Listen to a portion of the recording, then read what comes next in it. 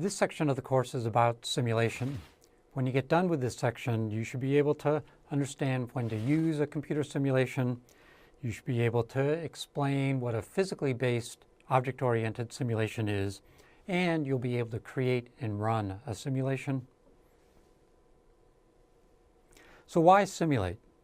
The reason is that even a simple circuit like the one shown here with a pump and a pressure relief valve and a directional valve and a cylinder can get complex.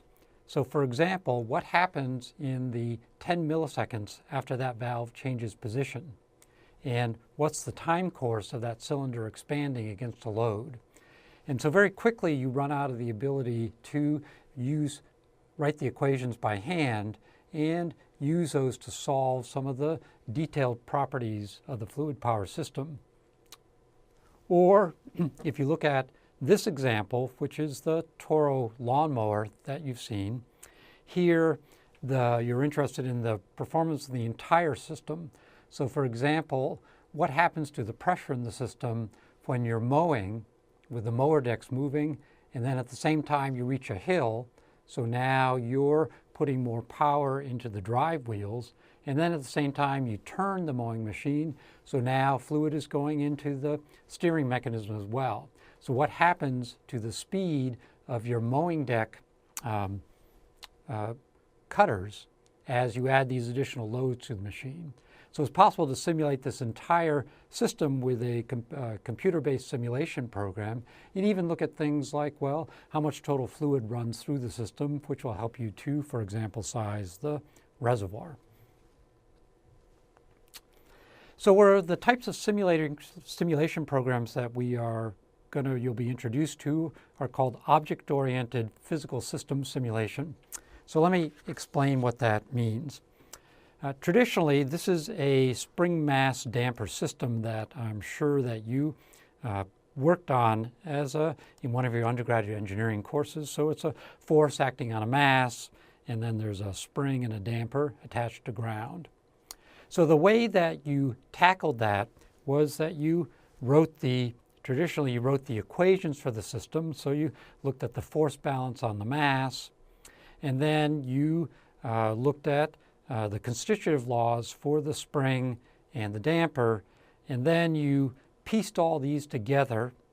Then if you're going to simulate the system, you took that second order differential equation, split it up into a set of first order differential equations, and then put that into your simulation engine, MathWorks or Simulink, or pick your favorite simulation engine in order to get the output. So it was up to you to determine how the system interconnects, go into the equations, and then how to manipulate those equations to get them to a set of first-order differential equations. So a physically based simulation is based on the physics of the system, and the simulation objects, rather than being first-order equations, are the actual objects themselves. So for example, in an object-based simulation, you would pull down a block that represents the mass, and then internally when the mass would be its constitutive law, which is that as you apply a force to the mass, it accelerates. And then you pull down an object that's a spring, and it's internally got its constitutive law, which is that the displacement of the spring is proportional to the position. And then in the simulation, you interconnect these two elements to say one end of the spring is connected to the mass. So you do that for the whole system, and when you run the simulation, internally that physical system simulation makes use of the interconnection laws and the constitutive laws in order to internally bring that into a set of equations that can be simulated. So it's very powerful because it's almost rather than you having to do the work than the system does the work for you. It's particularly useful when you have nonlinear systems. So for example, a nonlinear spring where force is not proportional to displacement. And it's really useful for these fluid power systems where, for example, as your fluid pressure drops, it can entrain bubbles as it cavitates, so that can be simulated. Or as your your flow across a valve is a nonlinear property of the pressure drop across the valve. So these physical system simulations are great for fluid power. So here are some of the commercial systems that are out there. This is by no means a complete list, but this represents some of the ones that you might come across in your workplace. Dymola uses Modelica modeling language, which is a increasingly popular open source language, and so Dymola is built on top of that and has a pretty extensive set of fluid power components in its libraries. Or AME-Sim, again, used quite often in industry out there. An example of a multi-domain system where you can simulate mechanics, fluid power, electrical, all in one simulation. Another example, Automation Studio. Still another one is Fluid Sim. And still another one is SimHydraulics. Now, SimHydraulics is the simulation system that you will be using in this course.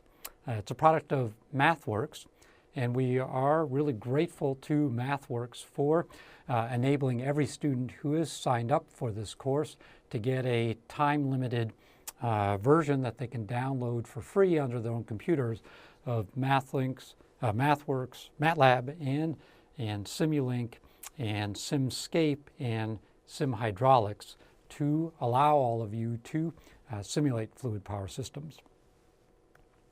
So just a little bit about SimHydraulics, this the simulation package that we'll be using. It's SimHydraulics, which is part of the kind of the MATLAB family of products, sits on top of Simscape. And Simscape is the physically oriented modeler that MathWorks provides. And Simscape, in turn, sits on top of Simulink, which is a signal-based simulation package, which in turn sits on top of the underlying algorithms in MATLAB. And so it's important to understand that because, for example, some of the documentation that you'll be reading is about Simscape, which describes some of the basics of physically modeling, some of the documentation about SimHydraulics, and then how you operate the whole package is very similar to how you operate Simulink, which some of you might be familiar with. So there's a foundational library of components that are in Simscape, and then Simscape also includes a modeling language, so you can build your own components. And then Simscape has add-on libraries. So for example, there's a mechanical library, a drivetrain library, electronics, and then SimHydraulics that we'll be using. So what I'm going to show you is how to build a fluid power model that looks like this in SimHydraulics, just to get you going. So this will be a pump. Actually, we're going to use a source of constant pressure. There'll be a pressure relief valve. There'll be a two-way valve, solenoid valve, that's actuated back and forth. A one-way cylinder that operates on a mass with some damping and a spring. So let's go ahead and take a look at how you'd build that model up in SimHydraulics. And along the way, I'll be describing some of the basics about how SimHydraulics operates so that you can, on your own, feel confident that you have the ability to build up your own models and run them in SimHydraulics. Okay, I've got MATLAB opened, and in the resources you can describe how you download the MATLAB and how you open it up, and you'll get this initial screen. So first I'm going to go to the Simulink library. In the Simulink library you'll see all the different blocks that you can pull into your simulation. I'm going to go down to Simscape, and then under SimHydraulics I'll open up. So Simscape is a physical system modeler. Under the foundation library in Simscape, you can see that there is some basic hydraulic components. So for example, there is a constant area hydraulic orifice, and then down here is a translational hydromechanical transmission. So this is basically a ideal cylinder, and so and a hydraulic reference. So some of the elements you'll be building up your model with will be in the Simscape foundation library. But generally you'll be using the models that are in the SimHydraulics library. So for example, there's Here's a couple different kinds of accumulators, and then there's a number of different kinds of cylinders. So let's just take a look at one of these systems. So let's go back up and take a look at the gas charge accumulator, which is a device that's used to smooth out the ripples in a fluid power system, kind of like a capacitor. So if you click on any block, then it gives you a little bit of a information about the block. So it says pre-charged gas chamber and so on. And then it gives you parameters that you can set. And then very useful is the help. So if you click on the help, you'll get quite a lengthy description of the element. And what's terrific is that they include the equations for the element. So as you'll see coming up when we talk about accumulators, they're governed by ideal gas laws and compression of ideal gases. And so I'm not going to go into the details, but this equation basically describes the relationship between the volume of fluid in the accumulator and the pressures in the accumulator using ideal gas properties and polytropic properties, and 1 over K, where K is the ratio of specific heat. So all this is essentially the basic properties of expanding and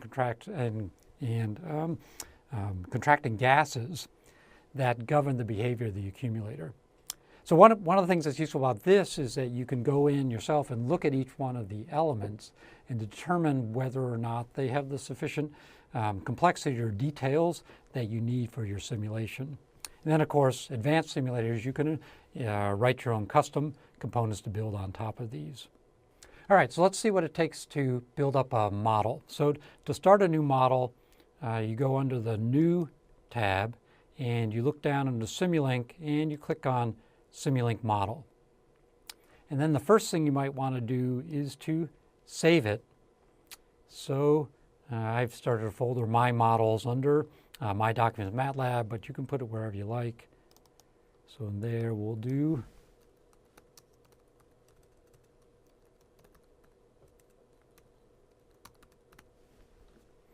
give it a name and save it. Then I'm going to pull my library back up. So let's take a look under hydraulic cylinders. So to put an element in your model, you take the element, so we'll take a single acting hydraulic cylinder and you drag it onto the model. And then let's also take the double acting hydraulic cylinder. So what you can do on this is when you double click, it's got parameters. So here, for example, you can put in the piston area and the piston stroke. Or for the double acting one where there's a rod, you can put in the cap side and the rod side. And let's just take a look at this element. So there are things that are called conserving ports and things that are called physical system ports. So this single acting cylinder has 3 power conserving ports. So this is where power comes into or out of the element. So one of the things that the cylinder does is mechanical power. So it's got 2 mechanical power ports at the end, one of which is connected to the outside of the cylinder and one of which is connected to the rod. So for example, in the simulation, you connect the one that's connected to the outside onto a mechanical ground.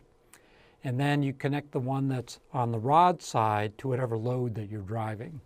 And by connecting those 2 conserving ports, it says that those 2 elements, this one and the one you connect it to, are going to be moving at the same velocity.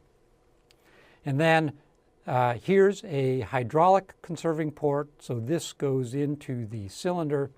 And by connecting this to say a pump, it's going to say that the flow of fluid through the line that it's coming from into this is going to be the same flow of fluid. So they are power conserving ports. And then also on some of the elements you have connections that are denoted by triangles that are called physical signal ports. And there, for example, this one indicates the position of the rod.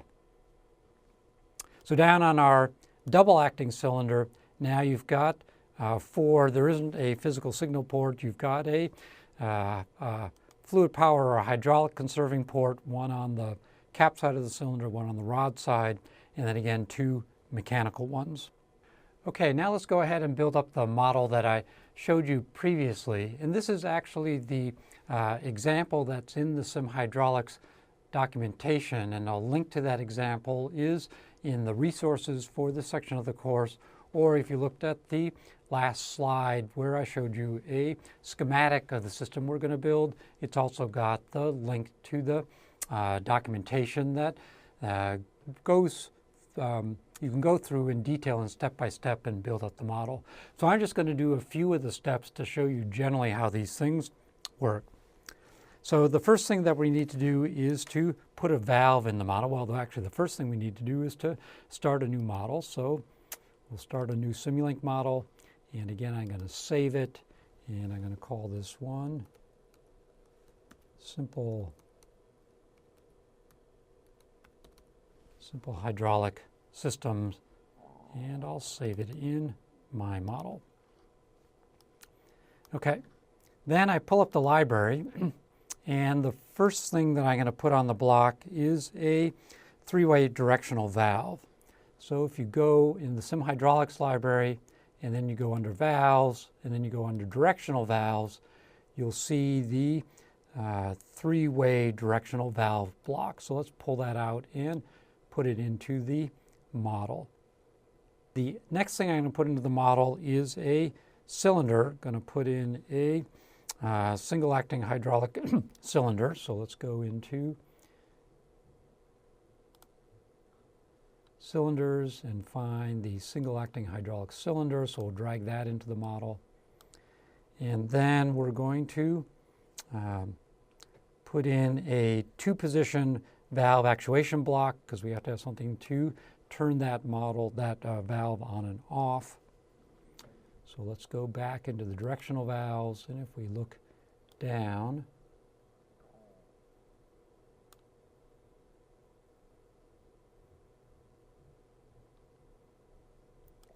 if we look under valve actuators, we'll find the 2-position valve actuator, drag that into the model. Okay, now let's pull in a source of hydraulic pressure, which is we're going to use to drive the system. So here's our hydraulic pressure source. Drag that into the system. Now it's time to connect these things together. So the output of the valve is going to go to the input of the cylinder. To connect elements together, you click on a port, and while holding the mouse down, you drag over and go to the port that it's going to be connected to. Then that hydraulic pressure source gets connected to the input of the directional valve, and then the valve actuator gets connected to the signal input of the directional valve. Now notice that we've used the 2 different kinds of ports here. So the one where I connected the pressure source to the 3-way directional valve is a conserving port because it represents fluid flow between the pressure source and the valve, while the one with the triangle is a physical signal port because it represents the signal coming in to the directional valve that's going to make that valve flip back and forth between its 2 directions. Once you've got everything on and connected, it's easy to move components around. So if you click and drag, and you'll notice that the connections go along with it. And then you can take the connection wire itself and move that around. So it's important to have your diagrams look as neat and uncluttered as you can. And then the other thing you can do is you can click on the name and edit it to be whatever you like. So you could just change it to be hydraulic pressure. So here what I've done is built up the complete model. I'll let you go through all the detailed steps, and you can just go through that step-by-step tutorial that is part of the SimHydraulics documentation. So you can see the full model. Again, here's our pressure source, here's that valve, here's the valve actuator, here's the cylinder, added in a mass that it's acting on, and a damper and a spring. And then this MTR is a mechanical translational reference, so this represents the mechanical ground. So you can see the case of the cylinder is grounded, one end of the spring is grounded, the damper is grounded. Then we've got driving the actuator, we have a sine wave signal. And this sine wave came out of the Simulink package. So you need a converter block to convert from Simulink blocks into Simscape or physical system blocks. So that's what this converter is, Simulink to physical system converter. That makes this sine wave block compatible with what's needed by the actuator block. Then we have to want to be able to see the output of the system, so we added in a couple scopes so we can look at the output plots. And again, those are Simulink blocks, so we need a physical system to Simulink converter putting in. In this case, it shows us the valve position. We've got another channel that shows the input signal from the sine wave. And then we have another scope that comes from, this is the rod position, goes through the converter into our other scope. Then we also put in a hydraulic reference, which is the hydraulic tank. And then one of the things you have to put in is this hydraulic fluid element. It can be connected to any one of the fluid lines, and it specifies the particular fluid that you're going to use. Okay, once the model is all built and connected, then the next step is to adjust the parameters. So one of the parameters that you want to adjust is the simulation solver. If you go under simulation and then model configuration parameters, it gives you a dialog box, and one of the things you want to do for a fluid power system is change that solver to the ODE 23T, which is down here. And then the other thing that's useful is the stop time of the simulation. We're going to change this, keep it at 10 seconds, but if you want a shorter or longer simulation, this is where you change the simulation time. Then the other block, the other parameter here that we're going to change is the max step size. From automatic, we're going to change it to 0.2. And these are our recommended settings for most fluid power systems. Now, another thing you're going to set is the hydraulic fluid. So if you double click on the fluid block, and we're going to pick SkyDraw 5, which is a particular brand of commonly used oil for hydraulic systems. So we'll click OK, and you'll notice when you change the fluid type, then the amount of trapped air and the system temperature and a few other things change along with it. Then the last one I'll change is on the single acting hydraulic cylinder. So open that up, and I'm going to change the piston area to be 0.002 meters square. So you can go ahead and follow along on the tutorial document and adjust all the other parameters. Most of the blocks need to be opened up and their parameters set. So for example, you can set the spring constant and a few things about the hydraulic pressure source and the size of the sine wave and so on.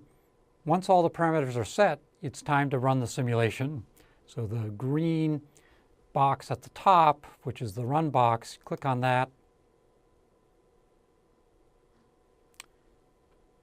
It'll compile, and then depending upon the speed of your computer or the complexity of the simulation, it might take a little bit of time to run the simulation. If there's any errors that pop up, you want to pay attention to them. The warnings you don't have to pay attention to. So to see what's going on, you click on the scope output. So let's just take a look at the valve. And we'll do a auto set of the axes. So here's the valve input signal, which is a sine wave. And then each time the sine wave gets bigger than the switching level for the valve actuator sends a command to switch the actual valve. So here's the valve in one position, the valve switches to the other position, switches to back to the first position. So that tells you what's going on to the input of the system. So basically we have this cylinder, either flow going into the cylinder or flow coming out of the cylinder. So let's take a look at that rod position as it is pushing against the mass spring and the damper. So we'll open up this second scope and make this plot a little bit bigger, and then you can auto scale it so you can see. So here's where the valve switched, and now fluid is going into the piston. The piston is pushing against the mass, and here's the trace of the mass moving, and then the switches the other way, and it switches back down because of the spring is pushing it back, and then the valve switches and it goes up again.